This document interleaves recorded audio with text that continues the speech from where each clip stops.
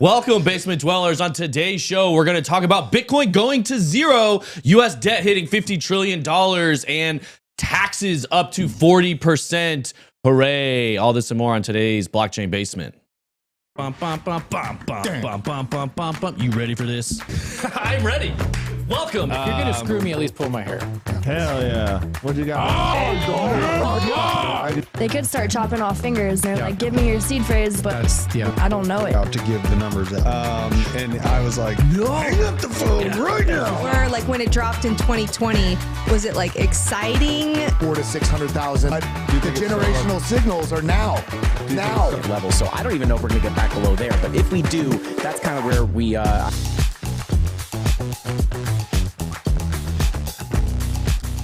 All right, welcome in, Basement Dwellers. We're going to have a really good time today, have a fun show, even though it's looking a little dire out there. I was just kidding. Bitcoin's not really going to zero, but it is on a little bit of a pullback. We're going to talk about how low can it go, what some key levels to keep an eye on. If you guys were watching, things are feeling a little bearish. We've got an article here, Bitcoin price levels to watch. Trader says lights out below 21.6. Well, guess what? We're below 21.6. So where are we going to go? How low? Even if Bitcoin price is going down, if you want to stack those bags, if you want to pick up some good buys, we're going to look at some of that today too. Smash that like button, whether you're in the attic or in the basement. If you're in the basement, hop over to the attic, hit the like button for us. We'd really appreciate it. Shout out to all of you guys in the chat. We've got Raul, San Miguel, the Deadwood, BMG TV, Fuelman 911, Blazing 2JZ. What does that say? Butt Mutt Smurf, Andrus, anyone, Rob. We've got Crimson Caravan Company, Joe Stockman, Crypto Biker 73, Bubba's Crypto Casino Doggies, Stacy Lee, Crypto Tony, Rug Gang, Razmataz, RDP2, Lance D. Selly, and Trucker Crypto. So this is, and of course, joined by the lovely Hannah Hughes, Drew Whiter, Crypto Prepper, Biscuit Jesus on the board, and of course, last but not least, Hitman DZ with us today. Bringing that courtroom energy, I guess. Tell everybody what's the look today. College bar bouncer. The look of someone that can solve problems. I love it. Look, you don't want to be on his bad side. I'll tell you that much. I'd stay on the good side. Hey, let's just say with that Big Boy meetup, we had about certain people came in. About only 90% of the people left the building. I don't know where the rest of the people are. skeletons in the basement. There might be bodies in the basement. You never know. Yeah, we had a good time at that meetup yesterday. Shout out if any of you guys came out here. I know I met a handful of you on Manawalk for sure.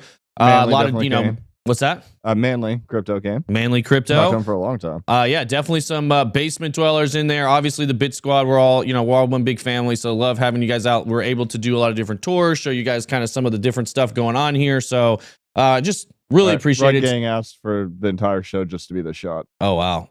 They're not the only ones asking for that. Ladies, beware. Flare the nostrils. Yeah. We don't want to see up in there. Oh, gosh. You're going to see that. Uh-oh. Never mind. I won't say that. But Miami Vice says guns and loaded. Hey, if you keep zooming in like that, you can actually see the reflection of the glasses showing the TV, the reflection of the reflection. Whoa! You get basement inception. Yeah. Say hello to Deezy's little friend. I am Agent Smith. Oh gosh. Just go for pure chaos. All right. They just had a seizure over there. Yeah. Everybody's dying, Yeah, so let's look at real quick look at this article, and then we're gonna jump into some price stuff. BTC price action is getting traders worried that 20,000 may not survive in the event that Bitcoin loses its current support. And again, they were watching 21.6. I know a lot of people were watching 21.5, 21.4. Just for a quick snap, we're sitting at 21.446 right now. So we have lost this level at this point. And they're saying 19.7 could be on the table to fill that CME gap. I know we've been talking about this most of this week. Most of us has been leaning bearish where we could potentially retest under 20K. I'm seeing more and more about this now. We've got potential, we got Silvergate closing up. Yeah. Obviously, that's part of this. With 22,000 in danger of flipping the support to resistance. Below this, it can get ugly with 19.7 to 20.5 on the table. I think that's a pretty good range. I think we will get a strong accumulation if we get below 20K. I know that'd be an area I become a buyer. I was just looking loosely now. This is a lot of lines here, guys. So this is the Frankie Candles chart. We've sounds like never mind. Yeah, exactly. That's another thing that happens in Miami, I guess. But oh my God. This level here is something that I think is very interesting. The value area low at 17.5. Obviously, there's not a lot of support in this range here. If you're looking at these volume levels over here on the left, you can see we do have some pretty strong volume right in here at the 18 to 19 level. A lot of people are thinking we could come back down to this local top here. This is that 20K range. You're getting support out from all the way over here. It is right where we kind of pumped up to initially on the initial recovery. This little blue box here. 2,600, so 20,600. But if it starts going much below 20K, like this in the middle here is kind of no man's land. Yeah, and then there's a big valley under that. Yeah, well, you can kind of draw some support from this area back here to say, okay, maybe we hold in between 19 and 18. But then if you lose 18, yeah, you're looking at this is what basically the bottom of the market. Yeah, that money flow though looks terrible. This money year flow's coming out, it's lower in, it's not looking great, folks. Yeah, I mean, if you look, let me see, hold on, go back to that. It is interesting though, if you look at this money flow coming out here, kind of preceded a pretty good rip up. This wick down here also ripped up right afterwards, so it could potentially get a hard bounce from this level, which is what some people are looking for. But I will say this, if you guys are day traders or like trading kind of on short timelines, this is what Frank was talking about this morning. He does have a long open, but he's got his stop loss set very closely to where if it goes too much below his level, you're not going to lose too much, but if you get a hard bounce here, you could pick up a good long. So I like how Razmataz said it. At 18, we lock shields. Yeah. Make the shield wall. Yeah, this is Sparta. Yeah, we'll hold it. So if you want to look at it, sometimes I like looking at TA on kind of a more simple level here. Mm-hmm. No line. Oh, let's see. I'll go a little lower. No lines. You can just kind of see very broadly, like, okay, we ranged in a little while here around this 19 to 20K. Here's the drop. Obviously, this is the low when FTX and everything went under, and we held under this in that 16s for what is that? Solid month, really, November, December, before quick move up to 20. And again, that is the level we're getting dangerously close to right now. 21, 20 and change. You can see we're falling back down to that support, but in my mind, no real reason not to retest this support if you're looking at a longer time frame. And then hopefully people are hoping we can jump back up to this 30 level, but it's going to take quite some time. I mean, if you just look at longer and longer time frames. So that's just something I'm keeping an eye on. We've got the Nictator here. The biggest crypto bank in the world is shutting down. The total and the total crypto market cap has shrugged it off. Bullish AF. And I tend to agree somewhat with this, and we'll look at the story here. He's referring to Silvergate. And if you guys have been watching this show since November, when we first started airing in November and December, I think it was on Twitch only at that time. We were talking about potential catalysts that could push us lower. This is when we were at that 16K level. Like, hey, you had a lot of people calling for $9,000, $10,000, $12,000, $3,000, crazy low prices. And it's like, what narrative or what catalyst could actually cause us to crash to that level? And I'd be curious to hear from some of you guys. I did tweet that out on Twitter and kind of asked, like, for the 9K callers. The best place to tweet. It is the best place to tweet. For the 9K callers, what are the narrative / catalyst things you see that could get us down to those levels?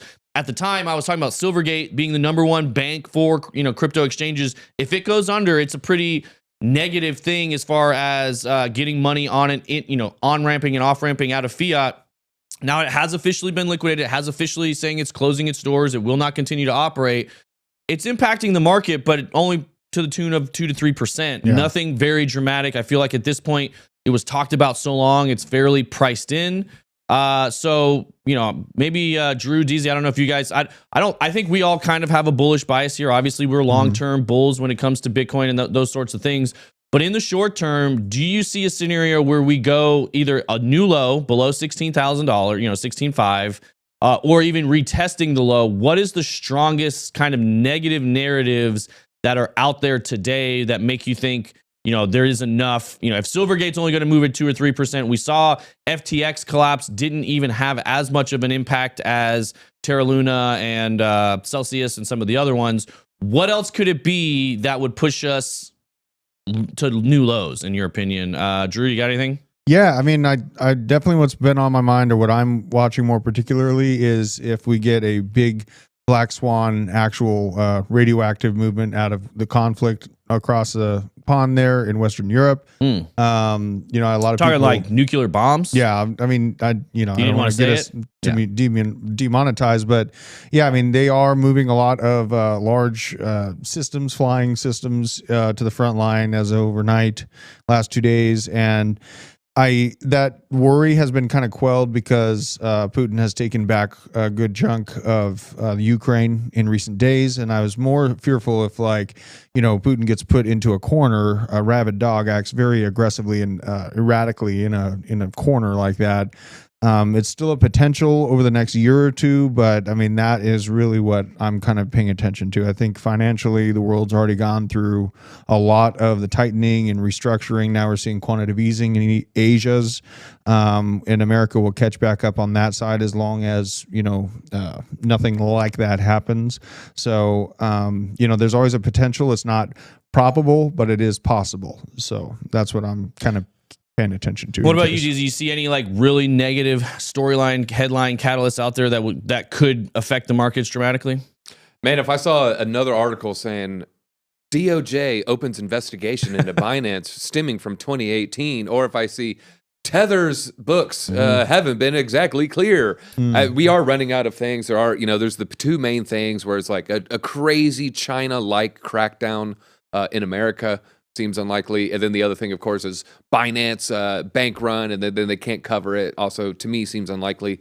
So I'm leaning towards we won't touch 15.9 again. Yeah. No, I tend to agree. Another thing I was thinking about driving in this one, a lot of people, kind of to Drew's point, talking about, big global conflict going on worldwide. Something like that is a major issue. Lockdowns, DZ just mentioned, and it really started to get me thinking, okay, we did experience probably the biggest black swan of across all markets in my lifetime, most likely. Far. Yeah, well, in March 12th, 2020 is what I'm talking about. The pandemic, when all of a sudden the entire world started shutting down. Yes. And that at the time took Bitcoin from around the 7K range down to about 3,800. So I'm trying to shift that perspective forward. If we had, I think it's what Drew said. If that happens, I think we see something similar to that. I don't know. I'd have to look at, maybe 60 days before that March price, see how much it fell, look at volume, look at percentages. But even then, I don't see, let's just say, not obviously worst case scenario, it's like landing on DC and Moscow same time. Yeah. A more normal thing would be like, very strategic ones being used. If something like that happens, even then, I have a hard time seeing 9K. Yeah. And even if it did, 9K it would recover the same way. Like when flu season hit and that March 12th moment happened, we hit a GDP that hadn't been seen since the Civil War. Yeah, and here's a great question. How many hours were you able to buy Bitcoin under 4K in 2020? Not a lot. A couple. My bank didn't get there fast enough. I ended up buying it like 4,500, and I saw the 35, and I was laying on my bathroom floor, and I got baked, and I bought some Bitcoin, and it didn't get there fast enough. So, what about you, Hannah? Any major catastrophes on your radar you think could impact the Bitcoin price dramatically? Not on my radar. People in the said that was my first thought. I'm like, but I don't. In my opinion, hopefully that isn't happening. Yeah, talking about Mike more. Yeah, you're gonna have to get up on that. Sorry. Yeah, I don't see Coinbase really. You know, if Coinbase goes under, Peanut Pecker says if Coinbase end, I would say it's over for the common man. Only degens use Binance. I would say there's a lot more people than degens using Binance, but yes, especially here in the United States, Coinbase is a pretty big on ramp. But I do not, everything I've seen so far, there's really no, they're a publicly traded company. They do get audited every quarter. People do know their reserves. They are backed 1-to-1. They seem to be in the good graces of the United States government. So I don't really see a lot of things. What about their liabilities, though? I remember when we discussed that, it's like reserves is one thing, but liabilities is completely another thing. What is so funny? No, I'm laughing at Cheeto XD. He's roasting me. He says, can we get a Hit Network shirt in black that says I tend to agree? I do say that a lot. I will give you that. What we should do is make a bunch of TJ Black shirts that just have the day of the week on it. Just a little corner up here. Well, that's a one-time use shirt. Yeah. And one just says Thursday. Oh, I see. Monday, Tuesday, Wednesday, Thursday. Yeah. I got you. I was thinking if you put March 8th or March 9th up here, all right, 13 years later, hey, I can finally wear this again. Oh, it's a leap year. I can jump. No, so. I was just curious to see what you guys were saying. There was some of the similar comments on the Twitter thread there. Let us know in the chat if you see what is your all-time low price, or do you think Bitcoin has bottomed at 16.5 or low 16s, or do you think we'll get a new low in this cycle? Let us know in the chat. Just yes or no on the chat, and if you do say yes, what number you think we're going to? I still think very plausible we can retest under 20. We could hit 18. There's even a scenario where we could retest. I'd say 17.1 at the lowest. Yeah, BJ's got 17.1. What was the date on that? You said May 7th. May 7th. Domingo, even though that's Sunday, whatever. This was where'd my sunglasses go? I got sunglasses. We have a question. Oh, go ahead. From Peanut Pecker. Of course. What would the studio think is a Bitcoin/ETH price that can break Coinbase? I wonder when it will start bleeding money. It's not a price. There is no price that could break Coinbase, in my opinion. Coinbase, there's a big difference between what Coinbase is doing and what things like Celsius were doing, things like 3 Hours Capital, Terra Luna. They're not lending out user funds in earn accounts. Even Gemini had an earn program. So they're not taking customer funds and putting them in riskier deals and trying to make money with them. That's what's caused a lot of the issue, which is what a lot of banks and traditional markets do. That's not how Coinbase operates. Also, they're not filling their coffers, filling their treasury with Bitcoin like MicroStrategy. Right. I remember thinking early 21 how stupid that was. Like, why didn't you buy all this Bitcoin at 20K? Why didn't you do it? And then, I end up seeing, oh, okay, I guess there's real reasons why they don't do that. So, yeah, they're not like, filling their war chest like Michael Saylor. Yeah. So I would not see that happening. And here's what I was looking for. So, okay, so this is the bull case for Bitcoin. No matter what happens in the low hand or on the short term, we do have an opportunity to accumulate. This guy here saying the total U.S. debt is set to cross $50 trillion within 10 years.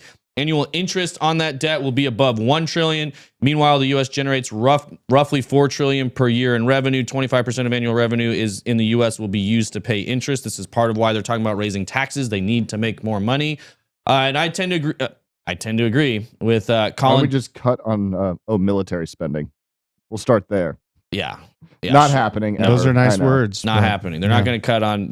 That's how they defend their dollar. That's the only thing that keeps people using the dollar. But Northrop Gutman and all them are just making too much money. Colin talks crypto. Good account to follow. He covers a lot of macro stuff. You've probably seen me pull him up here to recently. He says this trend will continue. Wait until 100% of annual interest is paid, and all fiat currencies will have to end eventually. And this is the kind of cycle that we're in, where like people are talking about, are they going to raise the debt ceiling? Yes, they have to raise the debt ceiling so they can print more money, so they can continue to pay the interest rate, and then the interest rate goes up, so then they have to print more money. And so like that's what happens with debt. If you imagine as a consumer, if every single time you hit a credit limit, say you've got a $7,000 credit limit on your credit card, and you're right there at the limit, and you need to raise the credit limit to $10,000 so you can take that $3,000 and pay some of your $7,000, principal down, but the interest rate's going to go up. So now you've increased the amount of debt you've taken on to pay some of your initial early debt, but now the interest on that new debt is even higher than the one on the old debt. But the difference is you can print your own money. So you're like, okay, actually, I'll print a little bit more. Let's take it to 15K. Now I'm gonna print that 5K, and it just is a never-ending cycle where it goes up and up and up and up. And the more you print, the less buying power you have. The more you have to raise interest rates, and the cycle just continues. And swimming with rattlesnakes sounds a lot more logical than that system. Swimming with rattlesnakes. Oh my god, you just gave me the chills. I hate snakes. That's terrifying. Okay, especially Indiana. snakes in the water. You see the way they move in that water. Water moccasins, man. I'm from Texas, man. I've seen those things. They're very, very scary. Yeah. There's water moccasins out here in Georgia I too. used to see them walking to school in the creeks. Side note, really off basis here, but since we're talking about snakes, has anybody seen the video? It went super viral, I think, this weekend of like this big white snake just vibing on the beads. It was on a velvet like comforter or whatever, and it's just like moving all over the place, but it's not actually moving, but its entire body. It looks like it would be slithering, but it's just staying in one place. Have you guys seen that? No, Purple? that's awesome. Yeah, it's on a purple. Yeah, it's a purple thing. Yeah. I want to see it. Michael Saylor has a loan from a bank that's going bankrupt. Does he have to pay it all now? No, it's the loan is still as is, and I don't think he has his first payment isn't still for like 2 years, which probably Bitcoin's going to be real high, and it seems like they structured that debt pretty well. Yeah. He's planning that one out. So here it is. If you guys hate snakes like me, Where's TJ's lunch? I already ate it. Yes. Look at him go. Isn't that weird looking? Yeah, dude. Oh, that's this awesome. is cool. Saying just because there's no friction, they can't move forward without friction. So Yeah. Facts with the truth is out there. Yeah. All right. What? Oh, you doing it? Got to find the truth. Okay. We need a Sasquatch in there somewhere. Let me ask you guys this: long-term prediction. We know the average lifespan of a fiat currency is about 108 years, or the reserve currency, I should say. Average lifespan of a fiat currency, I think, is far less than that. It's like 50 years.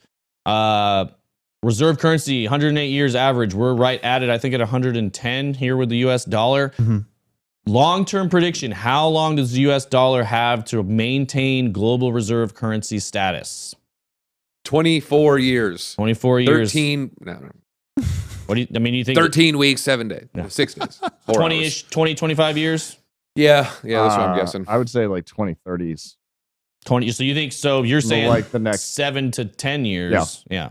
Or Drew, what do you think? I think we're going to have Bretton Woods 2.0 after 2030, and U.S. is going to remain in control from violence of action, sadly. So, yeah. There's one counterpoint to this narrative is no authoritarian regime has really ever been successful. So we might have that going for us. As they continue to harass the Jack Ma's of China, maybe we have a better strategy long term. Yeah. I tend to, I agree. I think we do have, I don't see us getting, that is a tough one, because if we lose the reserve currency, we're probably means we're losing our superpower status. Absolutely. Unless it changes.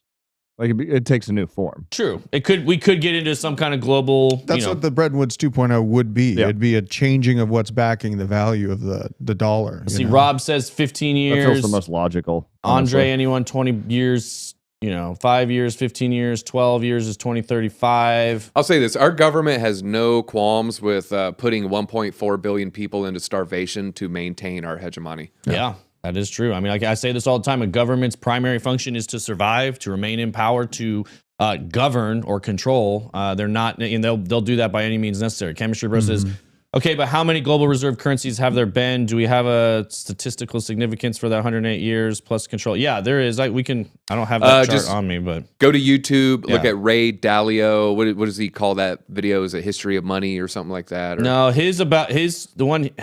What the one where he goes over the 108 years, like, real specifically. Global. Yeah, just Ray Dalio, I don't know, reserve currencies or something like that. You'll find a pretty cool video, and it does a lot of educating over, previous to this, it was Great Britain. Previous to that, it was France, maybe previous to that. And they go back a ways. Yeah, here's, Is this going to let me zoom? There we go. You can just go, like, all I did was go to Google and type global reserve currency status chart. There's a lot of different ones. We can even push in on this one, maybe. I mean, you can see. It's more data than you would expect. If you go back to the 1400s, you got Portugal at 80 years, Spain 110 We have until years, the Dark Ages. Netherlands 80 years, France 95, Britain 129, and this is, through, I guess, this says 77. I don't know what present is, what time this was made, but there's all sorts of different ones out there. Here's kind of the same thing with with their flags on it. So you can go look that up. Right after World War II, it began. So that's that 1944, and that's when Bretton Woods original was done. And I understand the potential. Me and DZ have talked about this before about the aggressive competition that China is presenting. They have internal problems with their population actually refusing to participate in the economy, and they can't per se revolt with arms or anything like that. But they can commit what's called Bailan, where they just don't participate in the organization of the actual economy. They don't reproduce. Says, get off Bailan. Get off Bailan. No, I mean, and that's what they should do if they want to overtake, but then they have such an authoritarian history, and the internet has shown them that there's not just an authoritarian existence on this planet. So, being shown that new information has, in my opinion, kind of changed the chemistry of these people that have been beat down and subjugated to not expect much out of their existence because they see really beautiful things on the internet and they think that they, should deserve I that. tell you a narrative that we haven't really talked about, and Drew, TJ, and Hannah, BJ, I'm interested in your opinion on this. Over the past 5 years, we've seen, China has just been the main narrative here. But India is actually stepping up. Their middle class is growing. They have much more freedoms than the Chinese. They have a very, the largest English-speaking population in the world. There's a lot of advantages of India over China that have only emerged in the past 5 to 10 years. So, I think a lot of models with China might be, thrown in disarray as, India continues to seemingly be a potential world leader. Yeah, absolutely. I think they do have a lot of potential as a world leader. I mean, also very tech savvy civilization or population. Biotech, there's a lot of awesome engineering labs out there doing a lot of stuff with like CRISPR and somatic cell nuclear transferases and a lot of the stuff that's illegal in the US. So a lot of people get educated here and then actually go back there. So if we're moving into this more transhumanistic era, they're going to be on the tech before we are. Yeah. Sincere Hogan. India is the sleeper in the superpower convo. I think that's a good way to put it. Brazil is too. And I think the combination of Brazil and India together, we talk about the BRICS banks a lot. That stands for... we talked to Justin a lot, and he says the socialism is just creeping into Brazil, and it's really being pervasive in South America. Interesting. That makes sense. But real quick, coming to this here, I just wanted to point out we've got our magic number of viewers, 420 watching right now, this very second. 122 likes. So if all of you just stop, hit that like button, we hit that magic number. I see you guys in the comments. I can't remember the guy's name, but someone said, I was the 420th like. There was two people that said that. So one of you is a liar. Only you can get us a pizza party. Yeah, exactly. We had pizza party last night. Dude, I ate so much pizza. That hurt. Yeah, I talk about my lactose intolerance. I was in pain this morning, man. I was hurting. And I had a court date. Oh, God. I was late. I was late. Let's see. Brazil has not. It's been an emerging country for 30 years. It ain't happening. Well, I mean, it's definitely climbed the ladder. You could say that. I'm not saying it's going to be the big winner. I do think India, to DZ's point, has a pretty good, what's the way to say it? Bid, I guess, for making moves. Kim.com today tweeted out, oh, my God, guys, it is getting bad. Everybody needs to move into the southern hemisphere. Ooh. I don't know if you saw that. I did not. Yeah. Kim.com, man, that guy's not dumb. I will say that. No, now, whether or not he's like a quadruple agent for NGOs across the globe, I don't know, but he's this bright guy. Yeah.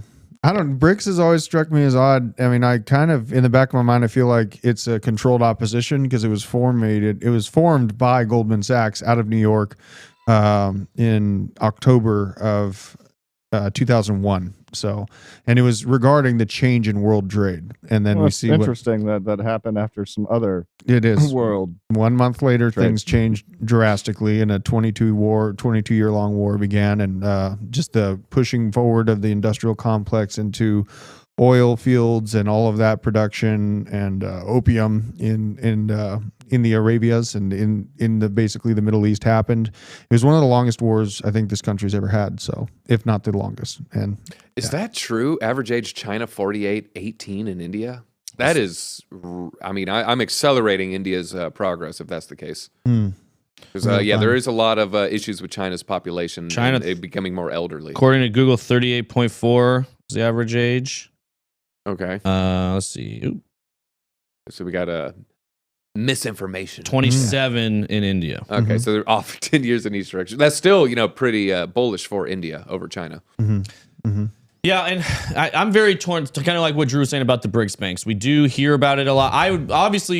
We would much prefer here for Bitcoin to move into that global reserve currency status. We would love to have a reserve currency that is outside state control, outside of government and politics. I do think that's one of the biggest opportunities, use cases, long-term plays for Bitcoin. I do think that's going to take a long time. You're going to have to see a lot of destabilization of superpowers that we're mentioning here, like the United States, like China. Obviously, Russia is a part of that with everything they're doing. They're part of that. Are they part? Is that what? Yeah. It's Brazil, BRICS, Russia, India, China, and South Africa, and now Saudi Arabia. And they're doing a lot of trying to return their currency to a sound money standard. I think the ruble is backed by gold at this point, which obviously people have always held in high regard when it comes to store value since almost the beginning of time, really, since they could ever form anything into a coin. Gold is what they've used. So it's got history on its side. Obviously, Bitcoin, a totally new technology, 12 years. It's a long time in the world of crypto, not a long time in the world of the world, the time of the world. It's very, very, very new technology. But the longer time goes on, the better and stronger the use case and the time tested, factors become. So that's why I always say, Bitcoin puts time on your side versus being in fiat, being in dollars. Time is working against you because of inflation. And I do see a world where eventually, if they have to keep inflating the dollar, it keeps having a bigger impact on the fiat currencies that are pegged to the dollar. And so if we inflate the dollar, which hurts all the other currencies, and everybody, we're in this inflation cycle and something's going to have to give at some point. I do think the United States here very good at kicking that can down the road. I will say this. People have been calling for the collapse of the U.S. dollar since the 80s, since we got off the gold standard in 1974. Or 71. Yeah, I was going to say 71. I mean, it really started. There's a couple different phases of where they made the announcement versus where they made the U.S. citizens turn in all their gold and all that sort of stuff. But realistically, people have been calling for this that entire time. And it is happening just extremely slowly. And every time it seems like I'll admit, I thought it was going to be, it's coming in 2019. We're about to hit that breaking point. There's no way we can get out of this. They printed their way out of this. Yes, things are a lot worse. Yes, inflation has gone crazy. We talk about it all the time. It's well over 6-7%, whatever they're presenting to you with their mumbo jumbo numbers, their financial gymnastics. What did they call it? Somebody on, we think it was Crypto Keeper, called it a basket of lies. I loved that. I love that phrase when he's talking about the basket of CPI. CPI, yeah. And then somebody else called. There was two really good phrases I wanted to. Fictional reserve banking was the other one that. No, it was Matty B that said basket of lies. Crypto Keeper said fictional reserve banking. Which I was talking about on the morning stream. Ali had shared with me a clip of somebody trying to withdraw about $250,000 from their bank account. And you tell your bank you want to withdraw $250,000, they will lose their minds. Like, no, we're gonna need 5 weeks notice, and they made him jump through all these hoops. They went back and forth. 5 weeks, almost a month, over a month went by. At the end of the day, he was only able to get about $160K. This is his money that they're showing him in his account that they say is there, and it is not.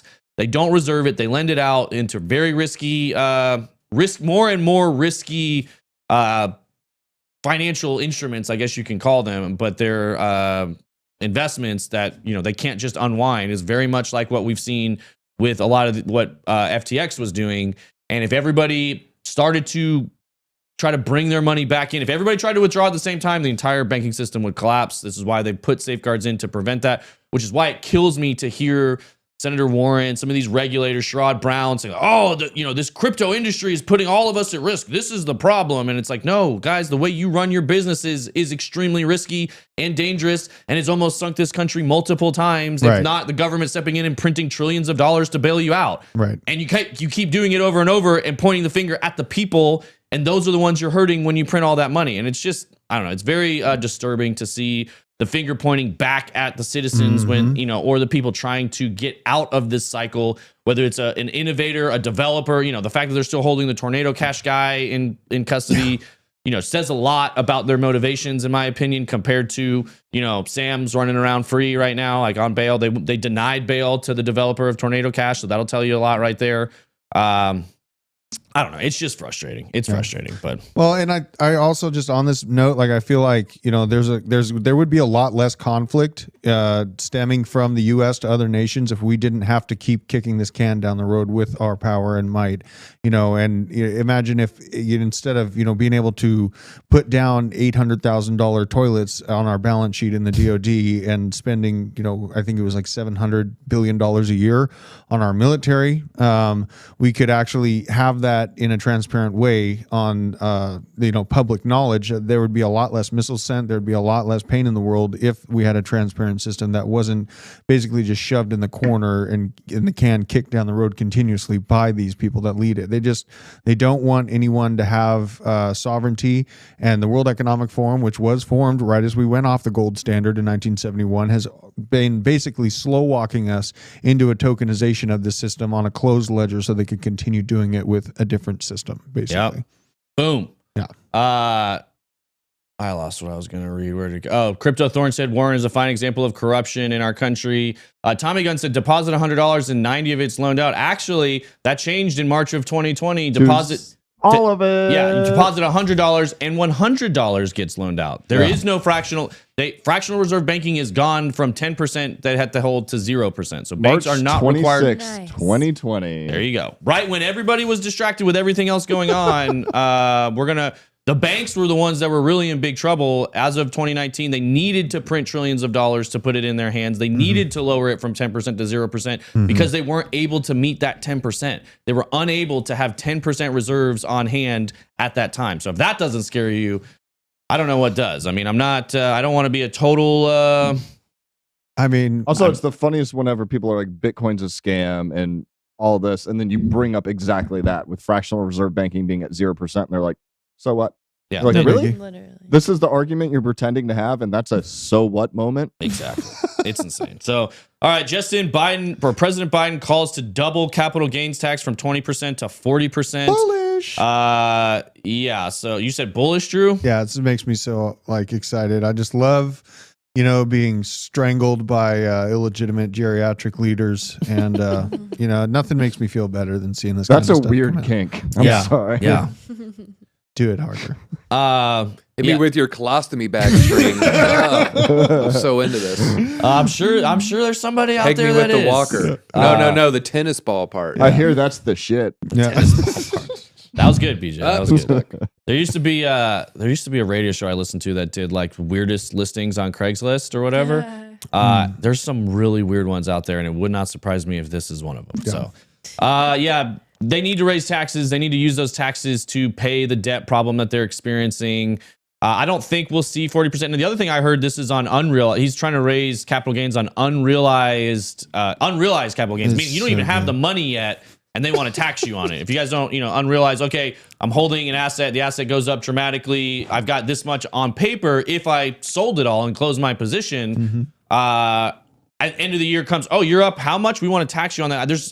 I don't think any way they can push that through unrealized taxes because God, no. You're getting taxed every time you turn around here already, whether it's gas tax, real estate tax, sales tax, state tax, federal tax. I mean, and those are just a few, and you go on and on and on. I remember I used to live in California for a while. You could go do the math, and if you added up all the different types of taxes you were paying, it was like 55% of your income was taxed already. So They are already taxing people into the ground to pay this crazy debt down that they're doing. They print all this money. They have to pay the interest on it. Who ends up paying the interest? It's us, the people in the United States, that are the ones that are getting the brunt of this damage done to us. Yep. And it just doesn't seem to stop. Well, listen, he's got to have a way to create more money to keep pushing this conflict forward. He's got to protect those borders in his son's interest. You know, that's the other thing. They're printing all this money and sending it elsewhere. You know, they're shipping it overseas. So again, I don't want to turn this into a political show, but I hate the government. I'll just say that.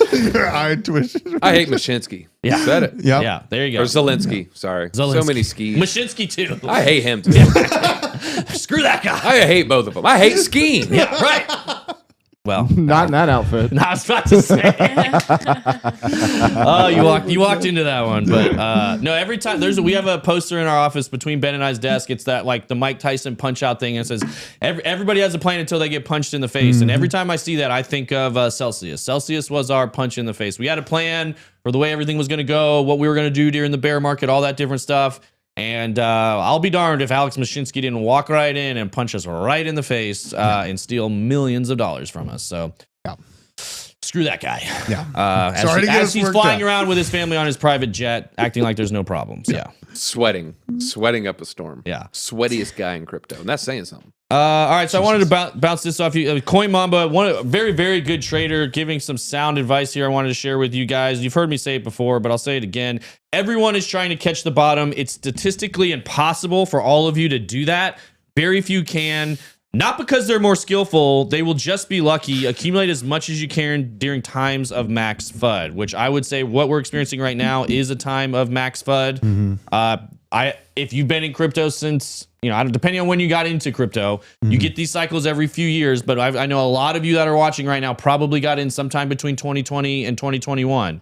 And max FUD was definitely 2020, end of 2022 through right now. If you ask the general public, hey, what do you think about crypto? Like, oh, isn't that dead? Isn't that going to zero? Isn't it all a scam? Isn't the government regulating it out, out of existence? No, it's not. It's here. It's coming back. It's getting better than ever. It's stronger today than it was a year ago. The products are better today than they were a year ago. The user experience today is better than it was a year ago. There's more DeFi options than there was a year ago. So you have to look at the metrics. You have to look at the technology and step away from the speculation. And if you are speculating, now's a good time to be accumulating. That's basically what he's just trying to say. DCA is the way. I know everybody in here does that. It's Friday. Maybe we'll look at some potential or it's not Friday. It's Thursday. Maybe we'll look at some potential buys for tomorrow on, which is Friday. I know a lot of you guys get paid on Fridays. Hey, it's a good time when Bitcoin's down and you're getting new fiat in your hands. I can't resist but putting some of that back into Bitcoin or Ethereum. So just wanted to give that reminder out there. What do you? Any thoughts on time in the bottom? You guys agree with this statement? Disagree with this statement? First of all, we have 600 people. Hey, on look YouTube. at that! Let's go. So that's an all-time record for the basement. Shout out to the basement dwellers. Pizza party. I don't know. I'm a seasonal DCA kind of guy, so I don't consistently DCA. I didn't buy. I started buying in the flu season break, and that was pretty close to it. And I stopped buying once it felt too expensive, somewhere around $9,000.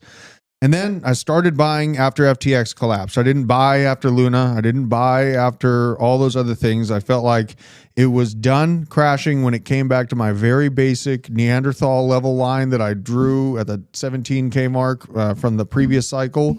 And I was literally left that on my trading view all the way up until where it happened. And then I was like, okay, everyone is calling me this a scam and they're calling me an idiot. And all the regular normies are, completely trying to get the one up on me for the moment in time that they have. And this is my time to buy. And I'm going to be basically setting my time frame to stop buying once it passes 30K. So, I don't think that it's very possible to catch the exact bottom. I feel like that's accurate, but you can be seasonally correct just in the time frame, for now. Love it. I love the Neanderthal line. I'm going to start referring to mine lines to that because that's pretty much it. They're not Frankie's lines. I'll tell you that much. Yeah. Tommy Gun. Oh, I lost it. Where did it go? Go up a little bit on the attic. Yeah. That's what Tommy Gun said. DZ can get his 2 link. That was pretty good.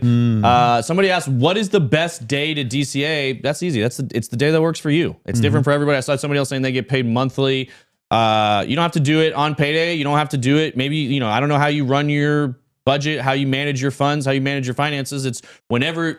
It just means a regular schedule, and that can be a regular schedule that works for you. It can be once a month. It can be every week. It can be every 2 weeks. It depends. If you're trying to get a big portion in, you can set aside. Like I was trying to DCA in. I'm fortunate. I got a lot of it in. Sub 20 or right at 20, maybe 21 ish.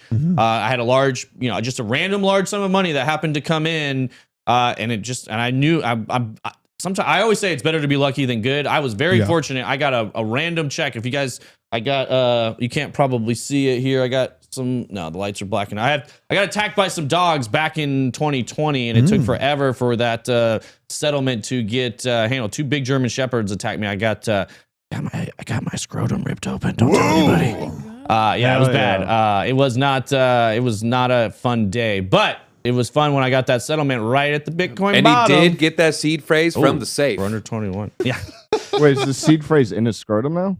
Oh, it's somewhere. I mean, it was already open. There's some kind of you need seed a black light to see it, so you don't always see breaking. it. We do have a breakdown going on right now. Hannah just showed me this. We are under 21. Oh yeah. So this is moving. Let me see if I can get it on trading. Real quick on DCA. Oftentimes though, you'll see a lot of weeks where it gets like kind of bullish, and then sometimes I'll take a break. I didn't DCA last week. I think maybe like $30 a silver gate, just some like small thing, just to make myself feel better. But this week I'm gonna double my DCA because I didn't last week, and now it's a little more bearish, so I'm a little bit more enthusiastic about investing. There you go. Enthusiastic. All right, look at this dip. You guys see this? Woo! Sick. All right, who wants to catch a falling knife with me? I got $200 in my KuCoin. Yeah. Hey, let's go. Maybe today's the day to DCA. That's another good answer to that question. On a big dip, because oh my goodness, that's fantastic. It's dipping, man. Let's see. Let's go to the daily. Well, it's not as much fun. Yeah, I'm about to just do a 5x. Let's do that 1 minute. $200. The 1 minute. Crazy. I mean, look at that, man. It is going down, baby. This is great. I'm feeling it. So where's it going to stop is the question. Are we going all the way to right in this pocket here? 20,600, 20,700, maybe 20,500? Where's the top of that value area high on that? This one? Yeah. This is the top is 20,735 approximately. Okay. Dude, I have a feeling I just really want to buy a lot of DAG. Daggone it. I might end up switching a lot of some old coins. Don't yell at me, TJ, but I might switch some Ethereum into DAG. I might get I might. Well, let's take a quick peek at while this is happening. What's going on with the alts? Who's getting hammered the hardest right now? Let's see. Crypto Thorn still wants to buy H-Bar. Oh, we got an H-Bar hat on a hack right now. I believe we're talking about it this evening. I saw your question, so it's going to be a topic tonight. So make sure you tune in to Around the Blockchain. The H-Bar crash? Think so, right? Confirm. All right, we got Convex, Finex pulling back, Synthetics, VeChain, eGold, Multiverse X, Cosmos on a nice little dip ski. That's looking good. Loop Ring was one I was talking about potentially right before the show started. I was thinking, maybe on Friday I'll scoot. I don't have any Loop Ring. I was saying only real reason is I want to finish out my ZK roll-up niche portfolio. Like I've had little Matic, little Loop Ring, little Mina. Mina's actually, I think we were looking on the weekly. Mina, one of the biggest pullbacks. Now it's back under 70 cents where I first started looking at it. So I might scoop some of that this weekend. What's it at? 69 cents. Nice. Very nice. Let's see. I'm trying to see if the graph one we talked about yesterday on a pretty steep pullback. I might scoop some more GRT. It was one of my first profit takers of 21. Is it? Yeah, because it doubled like January, or like it spiked in like January, February, and I got out of that pretty quick. It ended up being the right time. Yeah. So something to keep an eye on. I mean, who knows where this fall is going to stop? Like I said, we were looking at 20,500 potentially. We're gonna usually those value areas are pretty spot on. Pretty strong. Yeah. Let's go down to 24 minute little degens. Slightly degen. No. Well, I think Frankie's lines are like crashing the computer upstairs too. There was some weird stuff going on the computer today. I noticed even the streaming computer. Ooh, I hope I'm not messing up his stuff. That was close. Come on. I'm just trying to move the chart. I need a bigger screen. I want DAG to drop more. It's only dropped 3%. I want you to die. Well, that's the where is that? That's this thing here. And this is something you guys, I talk about being very careful with altcoins in the bear market. As we see, you know, when Bitcoin moves up, we do get some altcoin action, but now with Bitcoin dropping 5% on the day, we're going to see, let's see what, we're seeing a lot of 10s, 7s. Really, they're holding up pretty decent. Yeah. So far. Fabian saying, notice how the narratives or catalysts you counted on really didn't do anything, really, is what he's trying to say, to save your tokens during a dump. The way things work is most of them are hot air. And again, we are in a speculation game. A lot of altcoins are hype, are idea based. They don't have a real working product yet. So there's really not a lot going on, especially if you're in really speculative niches like AI, gaming, some of those. Like if you're buying a gaming coin, token, project, metaverse thing that doesn't have a metaverse game yet, and you know you're buying it based on the trailer that they put out, there's a lot of hype behind a lot of this stuff. And even if they are sound projects and if they had a run already, it's priced in, leaving only sellers when the music stops. And so this is something very important. If you're investing in mid to low cap coins, especially the low cap coins, you do not want to be the last one holding the bag when the music stops. You want to take profit on the way up. Look, if it dips back down in and then, you know, you want to start to buy some at the bottom, great. But again, you're going to have a lot of this ranging, bouncing, binging and bonging around, as Frankie would say, through the rest of this year.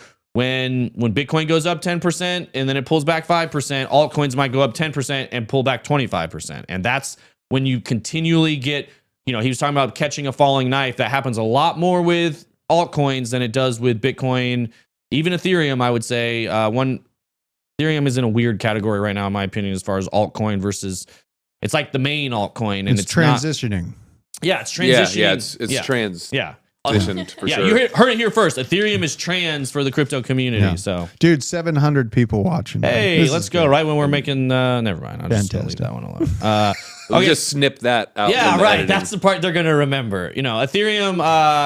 My favorite altcoin. BJ's least favorite altcoin.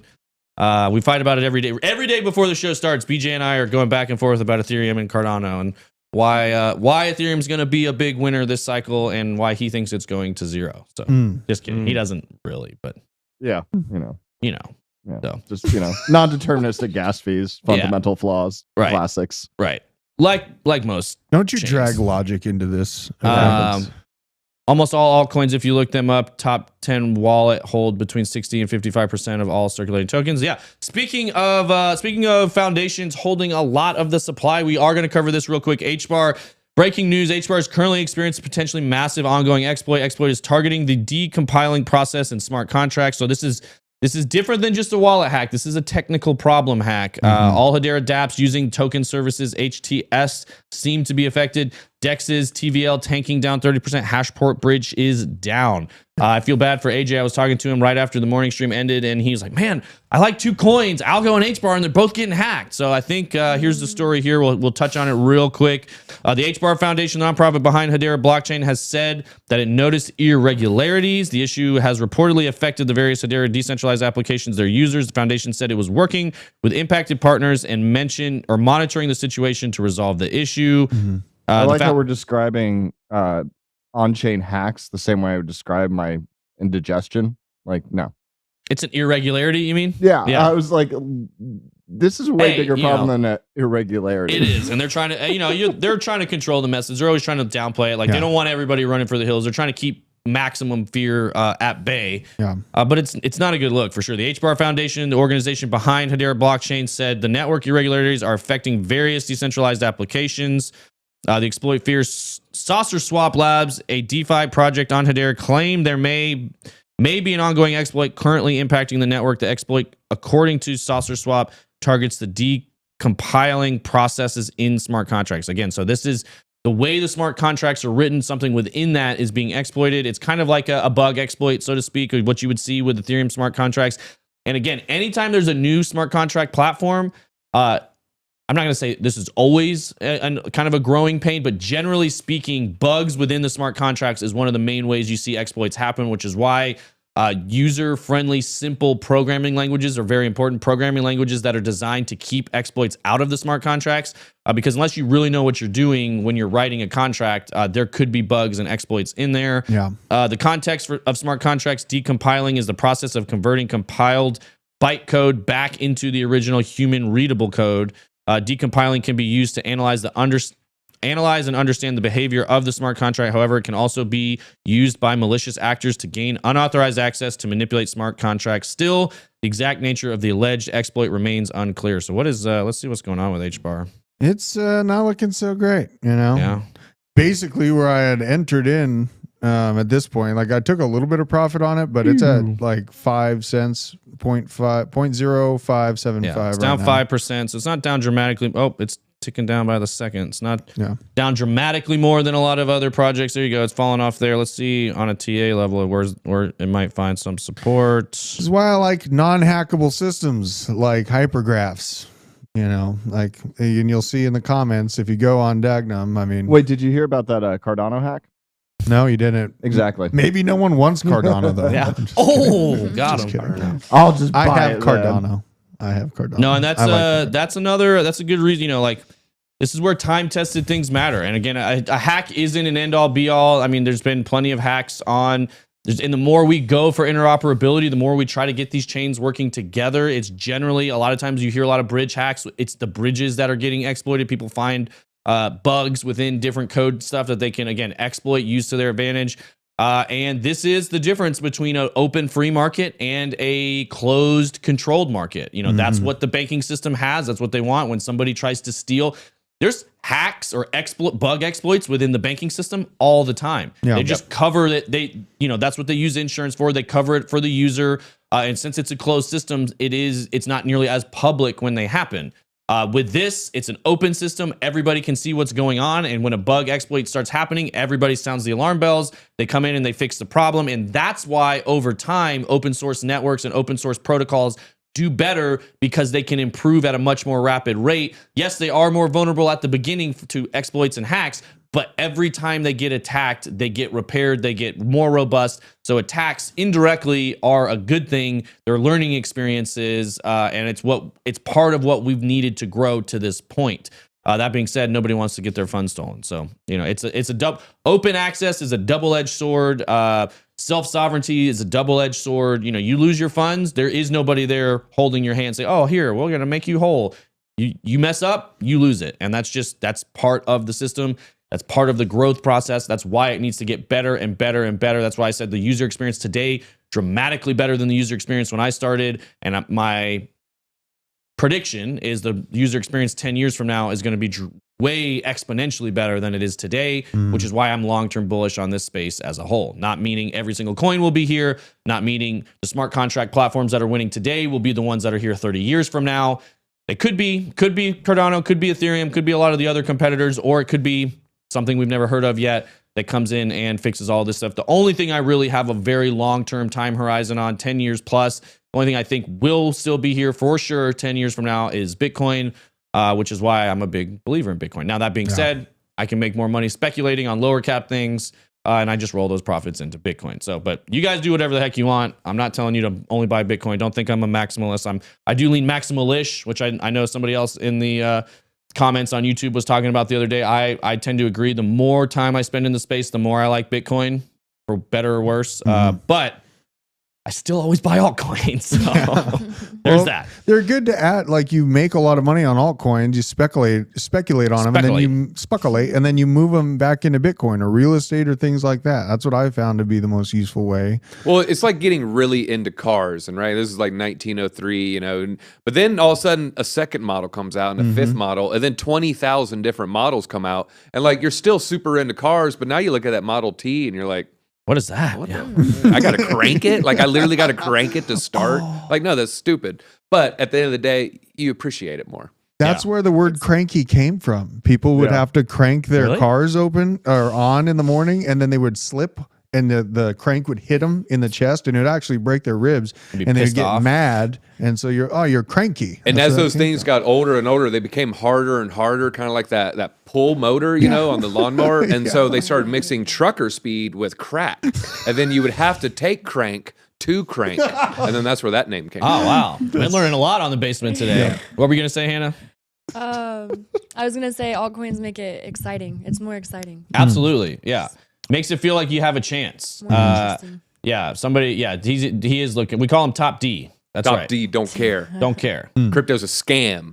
Also, most of the time. Also Mr. Worldwide. You know, if we're in Miami, so But like twice his 305. height. Yeah, exactly. Way bigger. He ate Mr. Worldwide. Yeah. Tom Crown for the appetizer. I'm kidding, Tom.